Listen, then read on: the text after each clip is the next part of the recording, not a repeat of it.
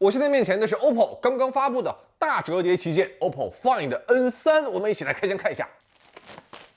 哎，这里有一枚67瓦的 Type A 接口的充电插头，这里有一根数据线，这里有一个手机壳啊。为了保留悬念，我们先不看这个手机壳的颜色啊。揭晓答案的时候，1、2、3，当当！哇，这么大的镜头模组哦，是一个巨大的圆形。这个圆形还蛮突出的，绿色的那种墨绿色、灰绿色的这个外观，边框这个位置能看到有一圈亮面的金属打磨啊，是一个直角边框的折叠屏。我们来进行人生的第一次弯折。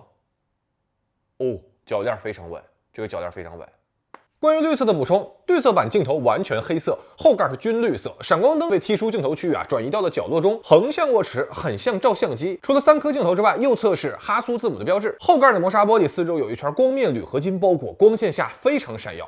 然后我们再来看一下这个配色，哎，1、2、3，当当哦，金色或者说是星光色、奶白色，哎，这个颜色也蛮好看的。侧面也是依然具有一加此前的那个3段式静音按键，金色呢有一点点香蕉牛奶的感觉，也不是很白，也不是很金，只有3颗镜头是黑色的啊，其他部分都是金色，包括这个哈苏 logo。金色边框采用的是磨砂材质，这一点和绿色不同啊，它的抗指纹能力更强，但是呢没有绿色那么闪耀。这手机体验到一半又给我寄了一台 Find N3 典藏版，我们一起来开箱看一下。哎，里边都有哪些配件啊？这还蛮多的配件。这个手机壳又给自己暴露了。一个素皮哦，这个带支架，这是一个80瓦的双口的车载充电器，这个充电头好沉啊。一个 Type A， 一个 Type C， 这是一枚100瓦的充电插头。我们来一起见证吧，都已经知道它是红色的了。1、2、3，当当哦，一个很暗红的颜色，红色素皮，然后镜头模组中间呢是黑色的哦。这个转轴这什么颜色？银灰色。把这个手机壳给大家戴上看一下，哎。严丝合缝，这个支架是是实时悬停的那种，阻尼感很强的典藏版。这个红色我怎么看怎么它有一种做旧的感觉的，就这个红色非常的暗，和华为那款红色陶瓷，它俩都是个示范搭子。素皮颗粒很大，手感呢是偏硬的素皮。典藏版有一个独占功能，就是3段式按键，看外观也和标准版是有所区别的。当我们把开关推到最顶端，就会进入 VIP 模式。在这种模式之下 ，N3 会系统层级的关闭摄像头、麦克风和定位服务。当你开启 VIP 模式，我选择拍照。看，它会提示你，因为现在这个我们处在 VIP 模式当中，所以这个权限被暂停了。录音，我现在不管说什么话啊，你看它是录音在进行，但是都没有录到声音，它只是一直是一根直线。比如说我进入地图，大家看，在地图当中呢，现在我没有办法开启定位服务。这次3个配色毫无悬念啊，大家买绿色就对了，信我没错。说完颜色，我们来聊一下 OPPO 首款大折叠的它手感。我把 N2 小胖墩放在旁边，给大家对比一下，从 N2 到 N3 有一点点从 iPhone mini 转变到 iPhone Pro Max 那种感觉啊。打开折叠屏之后 ，N2 呢是横向展开的，而 N3 呢则是纵向。N3 它的打开之后长宽比例是6:5.6，就已经很接近一个正方形了。我必须要说，我还是很喜欢 N2 这个像小人书一样的造型的，小巧迷你、精致可爱。OPPO 这样改变其实也是有原因的，就是当你的空间过小，就会限制你的硬件堆料。给大家对比一下厚度，你会发现哦，原来 N3 薄了这么多。我们再看一下摄像头的对比啊 ，N3 在配备潜望长焦镜头之后，镜头模组反而比 N2 要更低，你就知道为什么 OPPO 要转身去做大屏了吧？目前几大折叠屏在这摆出来啊，大家可以看一下，颜色还正好是红黄绿蓝紫啊，赶上葫芦娃了。大家也可以说一说这5款机器的后盖设计哪个你最喜欢？三星应该是最极简的，就是几笔线条勾勒 ；vivo 呢则是另一个方向，用不同的材料去体现质感。其他几款就属于在两者之间。国产手机目前对于这个大圆啊还是比较偏爱的。给大家看一下5款大折叠它的厚度对比，因为采用的是直角边框，所以实际上测量呢 N3 的数据是很薄的。但是需要说明，手感和视觉上 N3 是要感觉更厚的，尤其是这个边框接触掌心位置，确实它不圆润。重量方面，回顾之前老几位啊，我们再来看一下今天的 N3，应该是目前重量仅次于荣耀折叠屏的选手了。就考虑到它本身又是影像大堆料，这个重量控制的非常不错了。折痕这次居然进步了，这一点我是没有想到的。vivo 呢中间稍深一点点吧，然后这个是三星，三星就是完全没有考虑这个折痕的问题。OPPO 中间呢有几道浅痕，但是非常不明显。然后这个是华为，华为和 vivo 其实水平都差不多。然后这个是小米。哇，它这个折痕非常非常浅，我不知道怎么做到的。大家看，我现在都找一个这个折痕最明显的角度啊。看完折痕，我们再来测试一下铰链的稳定性。这是可以的，这是可以的，这是可以的，这个就不行了吧？它要掉下来了，看到了吗？稳健一点，这是可以的，这是可以的，这是可以的，这就有一点不行了，看到了吗？硬件部分呢，外屏升级到了超瓷晶玻璃，内外屏的峰值亮度统一提升到2800尼特，而且都支持原彩显示。处理器骁龙802，12GB 内存，4800毫安时电池，快充67瓦，但是还不支持无线充电啊，这个是对我来说很难受啊。这次扬声器它支持外放的空间音频了，但是我其实更关注的是 OPPO 说这款手机它是可以支持横向和竖向两个方向都实现左右立体声的效果，这个听着就非常性感了。横屏观看，左右扬声器效果非常明显；竖屏观看的时候呢，右下扬声器它是发声的，左下呢这个没有扬声器，它就是个窟窿。右上扬声器是发声的，然后左上扬声器大家可以看这个小火苗啊，它实际上也是发声的。所以说 Find N3 实际上是3枚扬声器，但是因为左上这枚啊距离中间比较近，所以说左声道其实没有区分的很开。纵向的立体声效果，我认为算是有啊，就是比其他几家折叠屏都强一些，但是达不到横屏那种看视频的效果。影像部分，我前阵子脚做了一个那个切痣那个小手术，我本来以为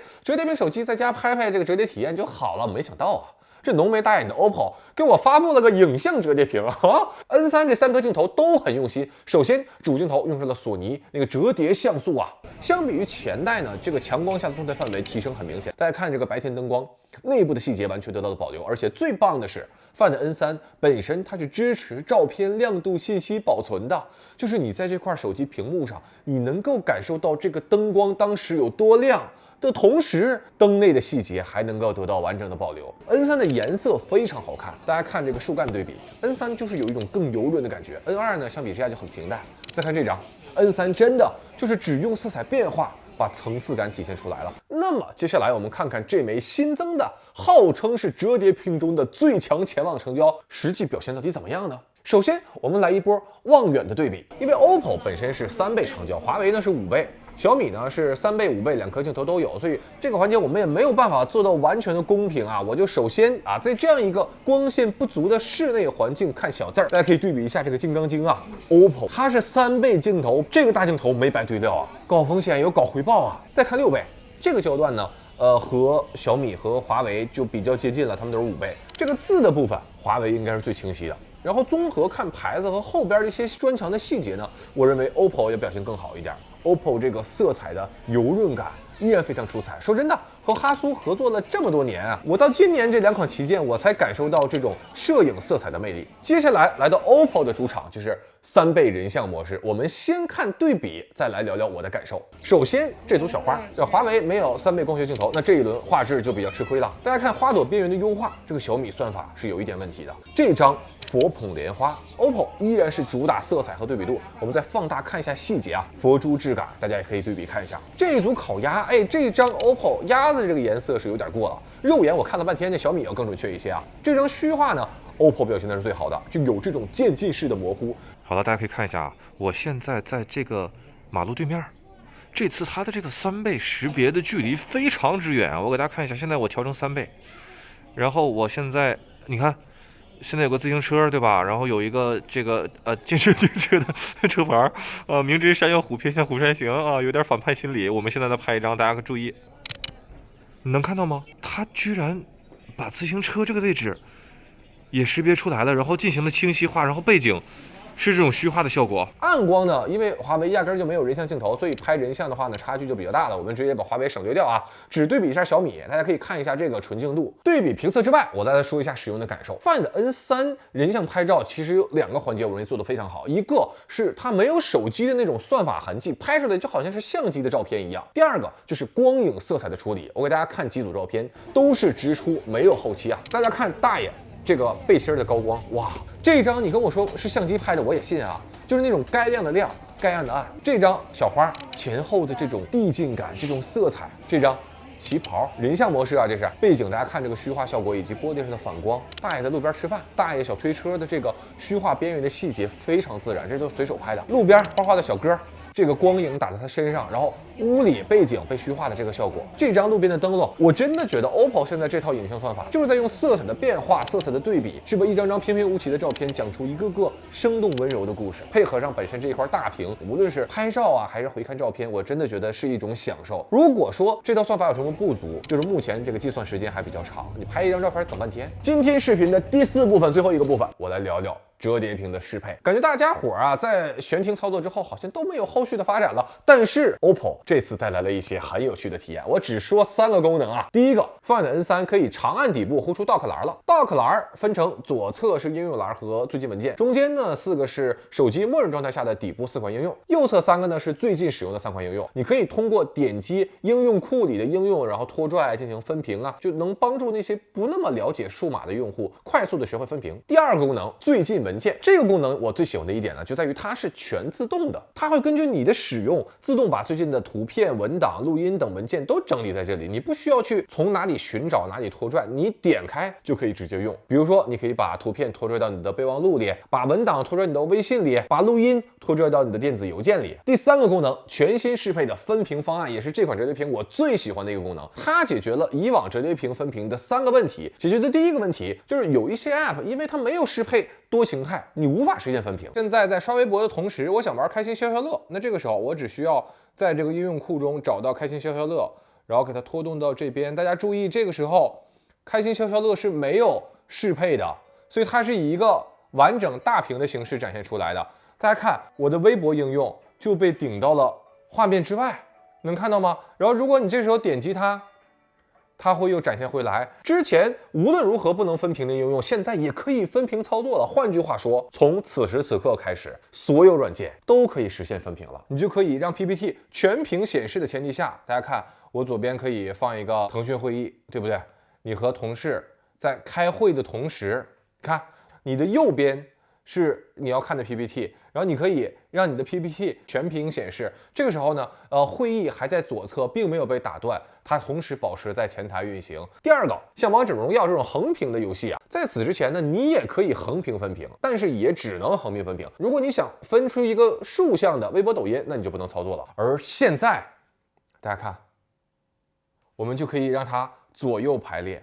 当你进行左右排列的时候，你看这边就是王者荣耀的游戏，而这边就是微博，对吧？你可以是微博，你也可以是游戏攻略。这个体验我认为也非常有价值。解决的第3个问题就是可以同时3分屏，你只需要把应用滑动到这个应用框之内，就可以开启3分屏。如果你拖到这儿的话，它是替换右边这个应用；如果你拖到中间这个位置，它则创建一个新的分屏。我现在就可以给它创建一下，这样你就可以3款应用在这之间来回移动了。如果是游戏这种只支持横屏啊，或者说大屏显示的应用，你也可以实现上下3分屏。在这种3分屏状态下 ，OPPO 可以把它等效成一个10几英寸的大屏。最后，我还想说一个 one more thing， 这是我个人最喜欢的这次分屏上的一个升级，就是在分屏的场景之中支持4指捏合，让屏幕缩小。它带来了一个我最喜欢的使用场景，就是可以左边看视频，右边刷小红书或者刷微博、刷抖音之类的。我一直认为折叠屏现在最大的一个问题呢，就是它展开之后太方正了，